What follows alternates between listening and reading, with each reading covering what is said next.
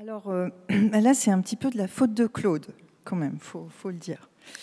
C'est Claude qui est revenu il y a à peu près 2 ans, en effet, en me faisant cette proposition. Donc, en effet, on avait déjà adapté ensemble Des arbres à abattre il y a un peu plus de 12 ans, 13 ans, enfin.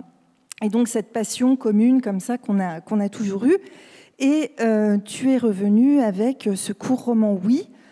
Et je dois dire que ça m'a fait quand même sur le coup l'effet d'une déflagration, parce que je connaissais depuis plus de 20 ans ce livre.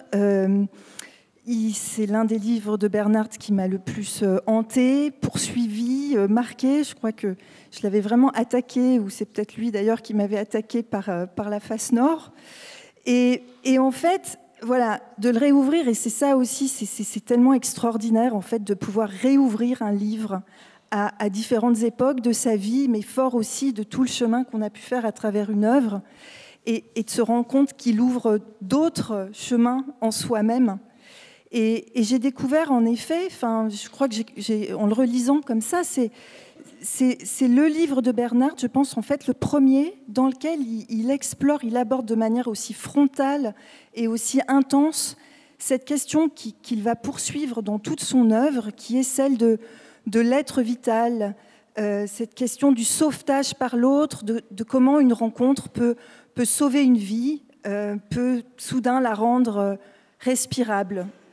Et voilà. Et en fait, c'est ça l'un des paradoxes bernhardiens, je crois, qui me fascine le plus. En fait, c'est comment ces grands misanthropes, ces grands blessés de la société qu'il adore mettre en jeu, mettre en écriture, eh bien, au fond, ils sont toujours le masque d'un besoin désespéré de contact, d'un absolu, on pourrait dire, de l'autre. Et c'est sans doute là aussi qu'est le problème.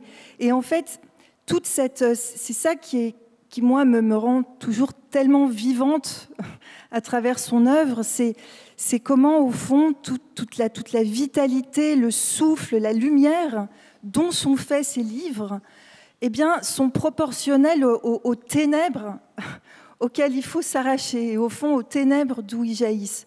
Voilà, peut-être en quelques mots. Mais cette question de la vitalité chez Bernhardt, on la partage.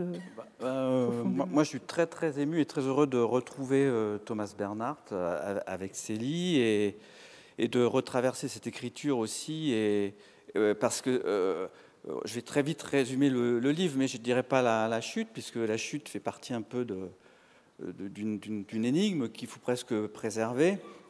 Mais d'entrée de jeu, c'est toujours un endroit où l'écorchure de Bernhardt, la blessure, et la profondeur et l'humour, tout ça se rejoint dans une écriture qui moi, me bouleverse de fond en comble, et que j'aime toujours partager avec la cour et le jardin, et avec le public.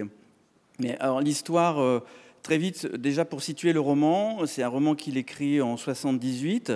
C'est un moment où il est très malade. Il est très malade et il sait que la maladie qu'il atteint est totalement incurable. Du coup, ça le met dans une dynamique d'écriture incroyable, et c'est une année très productive. Il continue les récits autobiographiques, les romans autobiographiques. Il écrit du théâtre et il écrit ce court roman qui est l'un des plus courts, comme le disait Célie, et qui relate l'histoire d'un chercheur dans les sciences de la nature, et qui cherche sur les anticorps dans la nature. Donc déjà aujourd'hui, les anticorps dans la nature, moi, ça m'a fait un peu tilt quand même. Et il est partagé entre les écrits scientifiques et aussi la philosophie et la musique. Donc on comprend qu'il flirte à la fois dans ce qui est de l'ordre de la littérature, de l'art, et toujours les sciences. Et à force de chercher l'impossible autour de cet ouvrage qu'il veut créer sur les anticorps dans la nature, il s'isole de plus en plus dans une maison, au point d'avoir presque peur de regarder ses papiers, peur d'être en contact avec sa propre création, mais aussi avec les autres, en fin de compte.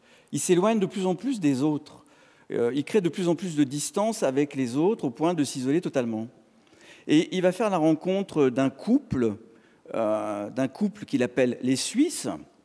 Mais les Suisses, il y a le Suisse et sa compagne, en fin de compte, parce que lui est suisse, Le gars, il travaille dans les centrales électriques, qui crée des centrales électriques dans le monde. Et elle, sa compagne, va avoir comme surnom la persane.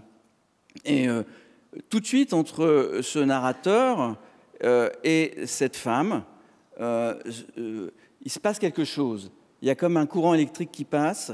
Il retrouve en elle sans doute du désarroi, des blessures, une sorte de communauté d'esprit et d'âme. Et ils vont commencer l'un et l'autre à se promener. Et le seul endroit où ils vont se promener et où se rencontrer, et ce qui est important quand même pour Bernhardt avec cette femme, ça va être la forêt. Et ils vont faire des promenades dans la forêt jusqu'à plus soif, de plus en plus.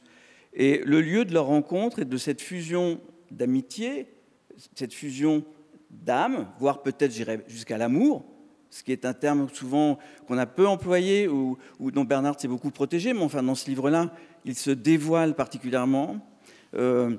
Cette relation va être multiforme, quoi, mais elle aura toujours lieu dans l'espace de la forêt, qui va être une sorte de refuge. C'est quelque chose qui me bouleverse en fin de compte. C'est cet endroit où ces deux êtres se retrouvent, se rejoignent, et il dit une très belle chose, et puis après, je vais arrêter là. Je ne dis pas la fin. Ben, en tout cas, si, il y a une chose qui est importante que j'oublie, et ça je le dis, c'est qu'en fin de compte, pourquoi les Suisses sont là? Le Suisse et sa compagne, ils sont venus là pour acheter un terrain. Le pire et le plus pourri que personne ne voulait, c'est ce terrain-là qu'ils veulent acheter. Donc, à l'intérieur du roman, il y a une sorte de thriller comme ça. On se demande pourquoi le Suisse et sa compagne sont venus acheter ce terrain, etc. Elle est un peu en distance, etc. Bon, la fin du roman, ça sera pour plus tard. Mais voilà. C'est tout.